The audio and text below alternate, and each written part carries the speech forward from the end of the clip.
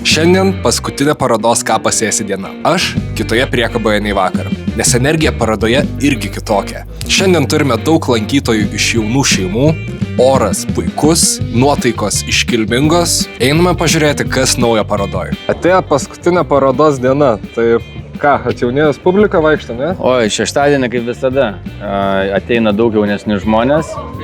Tai yra jaunoji ūkininkų karta, taip pat žmonės iš miesto, kurie nori parodyti savo atžaloms, kaip atrodo dideli daiktai ūkiuose, traktoriai, priekabos ir kiti dalykai. Palapiniai mačiau pastatytą apdovanojimą, gavot kažką?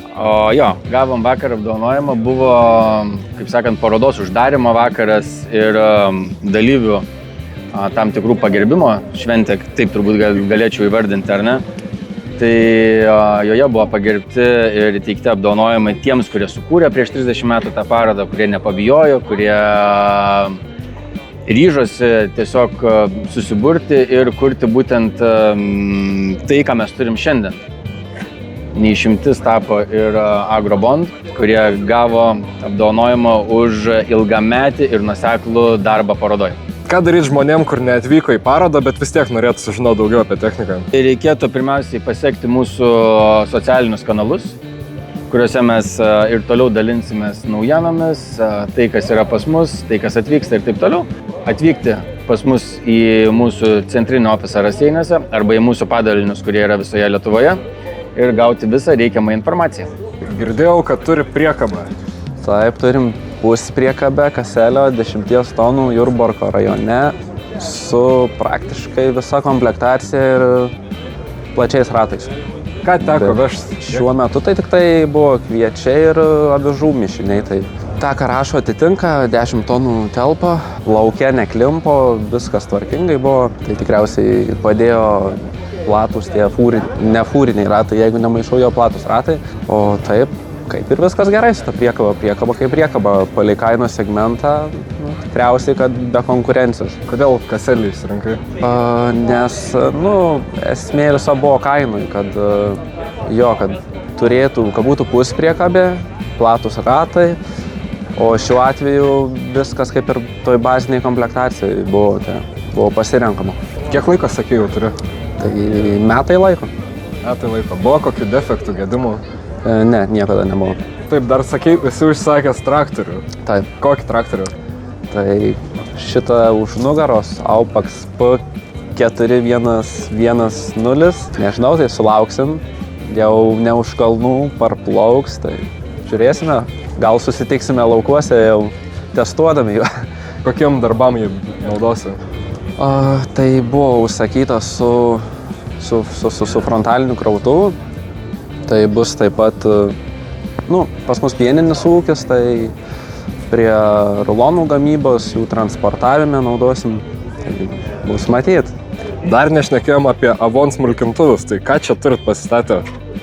Apie kurios būtent apie šitą? Taip, čia kur. Taip, čia yra Avon smulkintuvai, kurie būtent šito modelio gali būti nuo maždaug 2 metrų iki 3.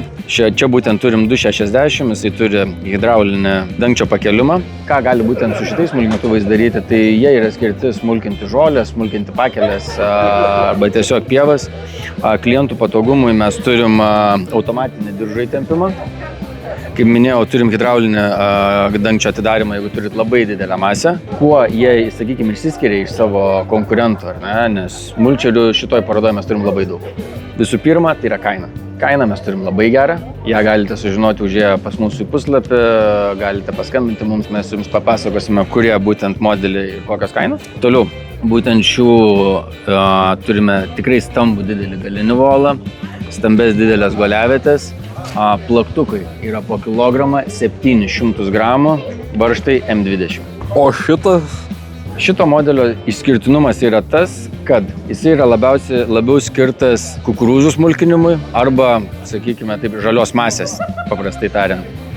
Jisai taip pat turi ir automatinį įtempimą, hidraulinį pakėlimą ir taip toliau. Tačiau ateik čia, parodysiu pagrindinį skirtumą. Jeigu aname mes turime kilogramą 700 plaktukus ir jie yra trumpi skirti žoliai, tai šičia mes turime plaktukus su ilga kojele arba galima rinktis peiliukus.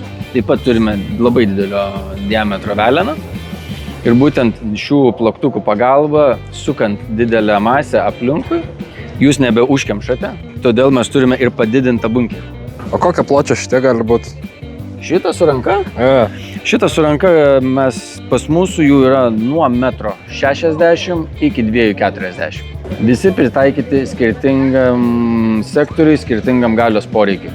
O šitas, kodėl diskas ant jo yra? Tu kaip jaunas, tai galvoji, kad čia didžėjaus pultas, ne velnias. Šičia yra diskas skirtas apipjauti aplinkui medžius. Tai yra sodas, ar vynogynas, ar kažkas, tu važiuoji tiesiai su smulkintuvu, smulkini vidurio, o šitas diskas apipjauna aplinkui kiekvieną meduką. Ir taip tavo sodas atrodo tiesiog tobulai.